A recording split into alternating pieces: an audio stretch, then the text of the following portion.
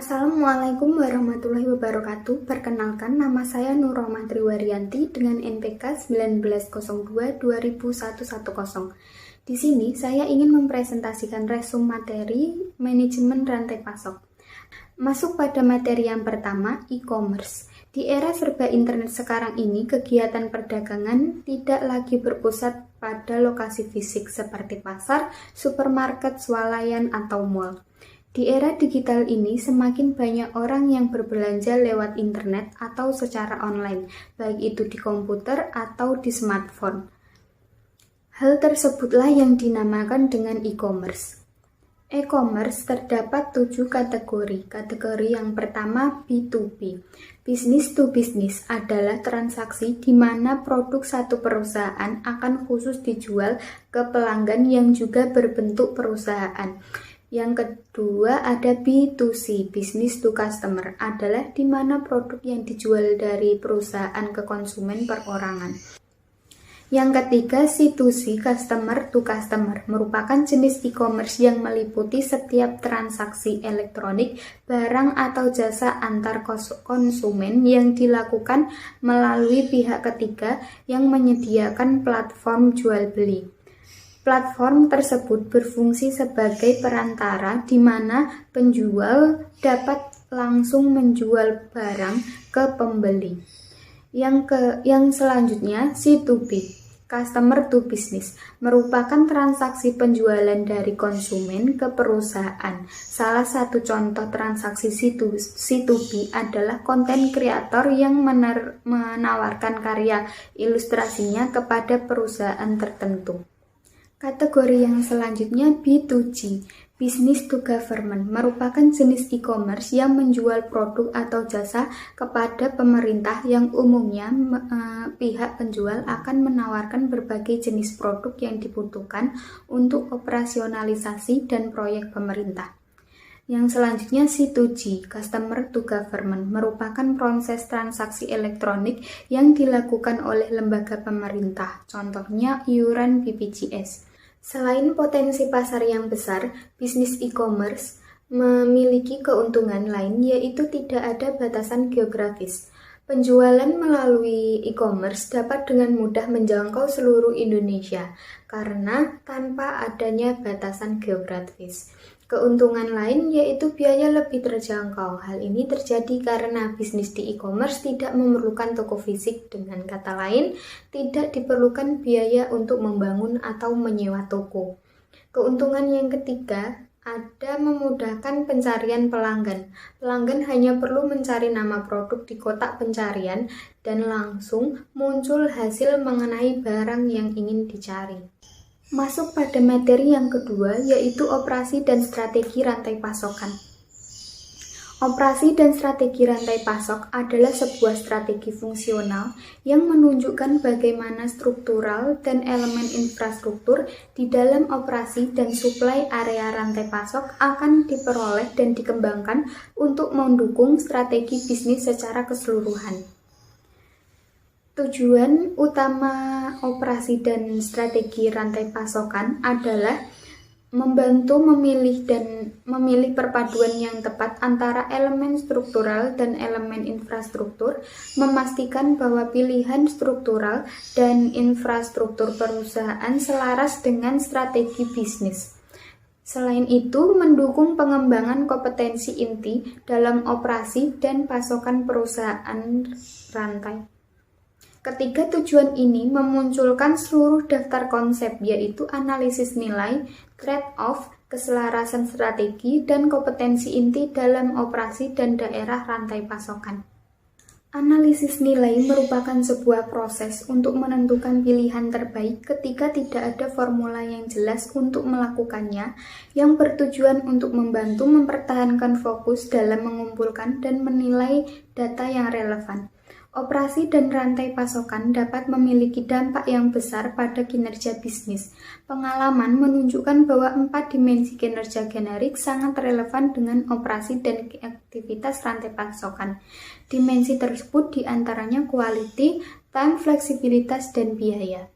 Trade-off adalah keputusan oleh sebuah perusahaan untuk menekankan satu satu dimensi kinerja di atas yang lain. Umumnya, trade-off sangat sulit untuk unggul di keempat dimensi kinerja. Hal ini dikarenakan trade-off terdapat konflik umum, yaitu biaya rendah versus kualitas tinggi, biaya rendah versus fleksibilitas, keandalan pengiriman versus fleksibilitas, kualitas kesesuaian versus fleksibilitas produk. Selanjutnya ada pemenang pesanan dan kualifikasi pesanan. Memahami apa yang dimaksud dengan kualifikasi pesanan dan pemenang pesanan yang relevan membantu pengoperasian dan manajer rantai pasokan untuk merumuskan strategi dengan 3 cara. Yang pertama, membantu mengidentifikasi area masalah potensial serta kekuatan. Kedua, mengklarifikasi isu-isu seputar keputusan tentang trade-off. Yang terakhir, membantu manajer untuk memprioritaskan upaya mereka. Selanjutnya ada penyelarasan strategi. Pada penyelarasan strategi ada 4 tahapan. Tahapan yang pertama secara internal netral, tahap kedua eksternal netral, tahap yang ketiga internal mendukung, dan tahap yang keempat mendukung secara eksternal. Dalam SCM, sistem pengukuran kinerja diperlukan untuk memonitoring, mengkomunikasikan tujuan, mengetahui di mana posisi relatif terhadap pesaing maupun tujuan, serta untuk menentukan arah perbaikan untuk menciptakan keunggulan dalam bersaing. Suatu sistem pengukuran kinerja biasanya memiliki beberapa tingkatan dengan ruang lingkup yang berbeda-beda dan biasanya mengandung individual metric set, dan overall performance measure system. Individual metric merupakan satu ukuran yang bisa diverifikasi dalam bentuk kuantitatif atau kualitatif dan didefinisikan terhadap suatu titik acuan. Tingkatan yang kedua ada matrix set, merupakan kumpulan dari beberapa matrik. Kumpulan ini diperlukan untuk memberikan informasi kinerja suatu subsistem, sedangkan pada level yang tertinggi perlu memiliki sistem pengukuran kinerja secara keseluruhan atau yang disebut overall performance measurement system. Pada dasarnya, sistem keseluruhan tersebut tidak hanya merupakan kumpulan dari banyak matrix set yang menyusunnya, tetapi juga menjadi alat untuk menciptakan keseluruhan antara matrix set dengan tujuan strategi organisasi. Selanjutnya, model pengukuran kinerja SCM. Yang pertama, POA, Performance of Activity. Pada model POA, aktivitas kinerja diukur dalam berbagai dimensi, yaitu biaya yang terlibat dalam eksekusi suatu aktivitas, waktu yang diperlukan untuk mengerjakan suatu aktivitas, besar kecilnya kapasitas perlu diketahui sebagai dasar untuk perencanaan produksi. Selain itu, kapabilitas yang mengacu pada kemampuan agregat suatu supply chain untuk melakukan suatu aktivitas. Selanjutnya, produktivitas di mana mengukur sejauh mana sumber daya pada supply chain digunakan secara efektif dalam mengubah input menjadi output. Selanjutnya ada utilisasi, mengukur tingkat pemakaian sumber daya dalam kegiatan supply chain. Yang terakhir ada outcome, merupakan hasil dari suatu proses atau aktivitas. Model yang kedua yaitu model SCORE, Supply Chain Operation Reference. Model SCORE membagi proses supply chain menjadi 5 proses inti, yaitu plan, source, make, deliver, dan return. Masuk pada materi yang ketiga, yaitu CRM, Customer Relationship Management. Manajemen hubungan pelanggan adalah sebuah sistem informasi yang terintegrasi yang digunakan untuk merencanakan, menjadwalkan, dan mengendalikan aktivitas-aktivitas pra-penjualan dan pasca penjualan dalam sebuah organisasi. CRM melingkupi semua aspek yang berhubungan dengan calon pelanggan dan pelanggan saat ini. Model CRM sangat membantu untuk memahami konsep CRM. Ada sejumlah model CRM yang dikembangkan untuk mengelola customer relationship. Model yang pertama yaitu The IDIC Model.